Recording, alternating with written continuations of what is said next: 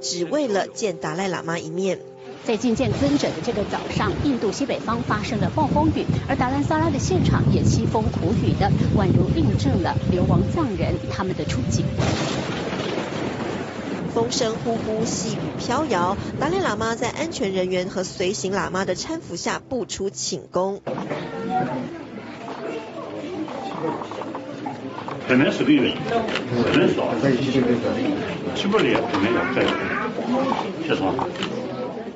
达赖喇嘛在藏人心中不仅是观世音菩萨的化身，更是他们的救赎。但在西藏境内，却连一张达赖喇嘛的照片都不能拥有，通通被禁。Some the communist officials describe me as a demon.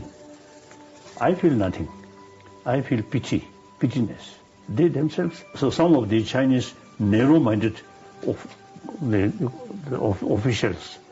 They see Tibetan, the unique cultural heritage, is the source of threat. Tibet be separate. They're so foolish, short-sighted.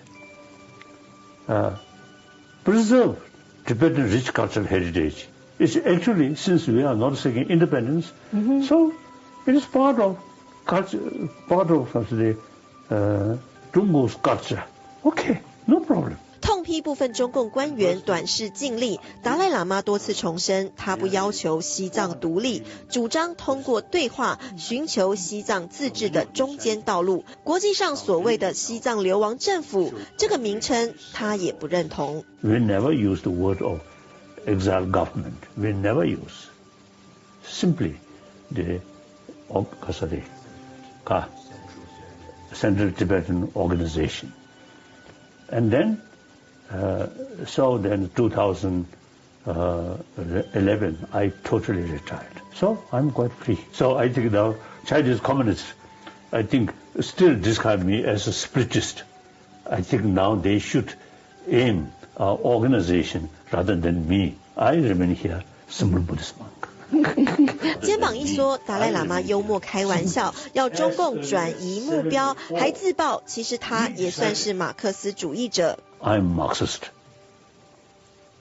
Okay. I'm not capitalist. Although, of course, as a Buddhist monk, nothing, no money. 但马克思主义传到了中国，达赖喇嘛认为在共产党一党专政下造成贫富落差。People's Road to China. I usually describe the 4 eras.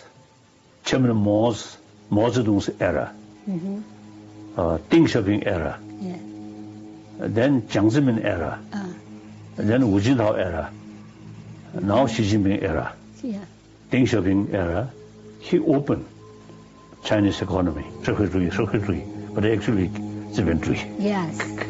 So now today, huge gap reached the poor. 达赖喇嘛逃亡到印度后，1960年建立西藏议会与藏人行政中央，2001年举行藏人历史上首次议会选举，2011年他交棒退休，一步步带领藏人加入世界民主化浪潮。Totalitarian system. I feel no future. No future. No future. 你们人权呢？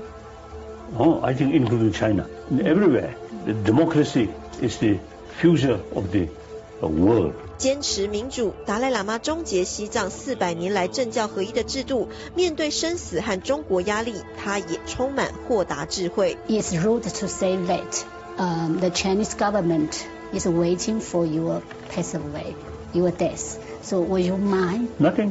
Nothing? No. It's okay. Okay. If I still remain inside Tibet, then Chinese pressure can work. I'm in India, free country. Yes. Chinese pressure cannot. 谈笑中回答得毫不犹豫。面对世界上最强权国家，达赖喇嘛或许是世界上最乐观的人。